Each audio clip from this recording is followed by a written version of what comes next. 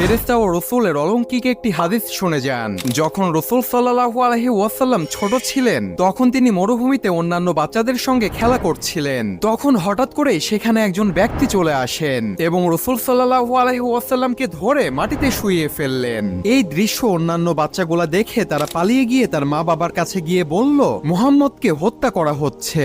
আর এইদিকে সেই ব্যক্তি রাসূলকে ধরে তার বুক কেটে ফেললেন এবং তার বুক থেকে হৃদয় বের করলেন এবং হৃদয় থেকে একটি কালো অংশ বের করে ফেলে দিলেন আর বললেন, এটা ছিল শয়তানের একটি অংশ যা আমি তোমার হৃদয় থেকে ফেলে দিলাম। এরপর রাসূলের হৃদয় জমজমের পানি দিয়ে ধুয়ে দিলেন এবং হৃদয় বুকের মধ্যে ঢুকিয়ে দিয়ে বুক লাগিয়ে দিলেন। এরপর সে ব্যক্তি সেখান থেকে চলে গেলেন। আর এই ব্যক্তিটি কোনো মানুষ ছিল না, তিনি ছিলেন ফেরেশতা জিবরাইল আলাইহিস সালাম। আর এই ঘটনাটি রাসূলের হৃদয় উন্মোচনের ঘটনা। আপনারা কি বলতে পারবেন এই একই ঘটনা রাসূলের জীবনে আবার কখন ঘটেছিল? কমেন্টস করে জানাবেন এবং চ্যানেলটি অবশ্যই সাবস্ক্রাইব করবেন।